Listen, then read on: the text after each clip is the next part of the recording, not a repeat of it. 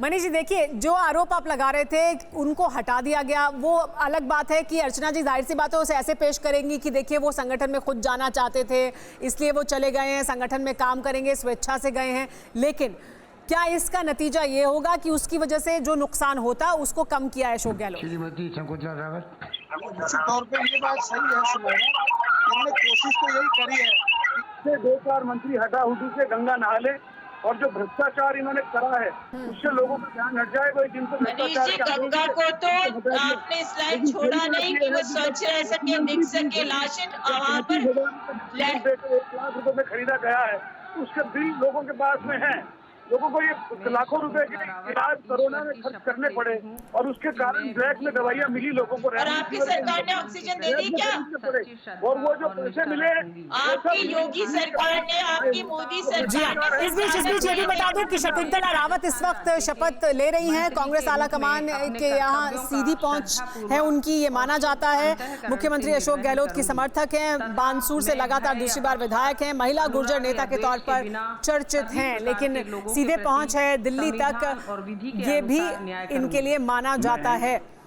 हमारे साथ कुमार कुंदन भी लगातार बने हुए हैं। कुमार, ये देखिए बड़ी चुनौती है, तमाम तरह के आरोप भी लगे, उनको भी साधने की कोशिश की गई है, अलग अलग समीकरणों को साधने की कोशिश की गई है, लेकिन ये सब जानते हैं कि किस तरह से सचिन पायलट है, उनकी भी बहुत सी महत्वाकांक्षाएं हैं, उनके खेमे के लोगों की बहुत महत्वाकांक्षाएं हैं, और बाकी वो तमाम लोग जिन्हें उन्होंने शामिल किया था अशोक गहलोत ने सरकार को समर्थन देने के लिए, उनकी महत्वाकांक्षाएं हैं। यानी राह बहुत मुश्किल होने वाली है यहाँ से आगे भी अशोक गहलोत के लिए। धन्यवाद। राम राम।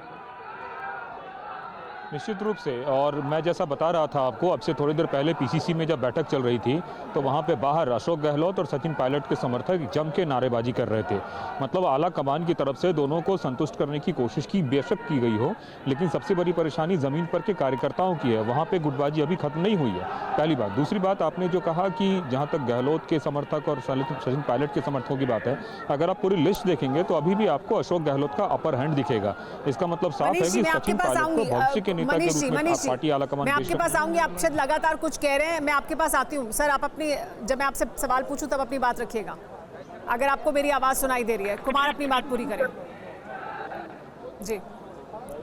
कुमार कुंदन, मैं वही कह रहा था कि जहाँ तक सचिन पायलट की बात है, अभी भी उनके समर्थकों की संख्या इस मंत्री पद के लिस्ट में उतनी नहीं है जितनी कि अशोक गहलोत की है। तो पार्टी ने निश्चित रूप से तरजीह देने की कोशिश की है, लेकिन अपर हैंड अभी भी अशोक गहलोत का है। लेकिन हाँ, ये भी जरूर है कि आने वाले भविष्य के नेता के तौर पर सचिन पायलट को देखा जा रहा है। लेकिन इन सब के बीच जो सबसे बड़ी परेशानी है वो जमीन पर उन कार्यकर्ताओं की है जो अभी भी अलग अलग गुटबाजियों में बटे हुए हैं। और साफ थोड़ी देर पहले जब पीसीसी में बैठक चल रही थी तो वहाँ पर जिस तरह से नारेबाजी हो रही थी अशोक गहलोत के पक्ष में, सचिन पायलट के पक्ष में, यह बता रहा था कि पार्टी के लिए आने वाली राह इतनी आसान नहीं जितनी कि आज के रिसफल के द्वारा दिखाई जा रही है। सुमेरा जी, विनोद जी, ये देखिए बड़ा सवाल है कि ये कोशिश है कि आप सबको खुश करें, हर कोई हर समय खुश नहीं हो पाएगा, लेकिन ये जो खेमेबाजी है और पिछले काफी समय से चल रही है, यानी लगभग 3 साल से तो चलती चली आ रही है, तो क्या ये खेमेबाजी इतनी ज्यादा गहरी पैठ बना चुकी है कि अब 2 गुटों में ही काम कर रही है राजस्थान में कांग्रेस, और वो एक साथ अब काम मुश्किल है उनका करना? और क्या वो बड़ी मुश्किल है कांग्रेस पार्टी के लिए?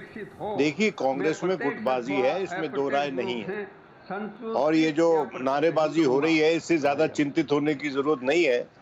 अब जो लोग नारेबाजी कर रहे थे उनके नेताओं का दायित्व बनता है कि उनको समझाएं कि प्रत्यक्ष रूप से ये एक दूसरे के मुखालफत में नारेबाजी की जरूरत नहीं है, क्योंकि जो उन्होंने डिमांड रखी थी सचिन पायलट ग्रुप ने वो पूरी हो गई है और उन्होंने माना है कि वो संतुष्ट है इस सब से।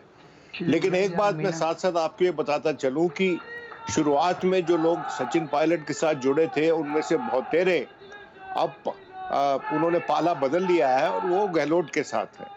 अब देखना यह है कि आने वाले वक्तों में किसके पास कितने आंकड़े होंगे। लेकिन सबसे ज्यादा मजबूती देने वाली जो बात कांग्रेस की सरकार को है वो ये है कि भारतीय जनता पार्टी के अपने भीतर एक भारी धड़ेबाजी चल रही है, और वसुंधरा राजे जो कि वहां की सबसे कद्दावर नेता है उनकी, वो बिल्कुल भी खुश नहीं है आला कमान से पार्टी की। और बहुत से पार्टी के फंक्शंस में उनकी शिरकत नहीं होती है और करती नहीं है या उनको बुलाया नहीं जाता। तो इसलिए जो पहले जो क्राइसिस हुआ था राजस्थान में, जिसके चलते लग रहा था कि गहलोत की सरकार चली जाएगी, वो बीजेपी फोर्स नहीं कर सकी।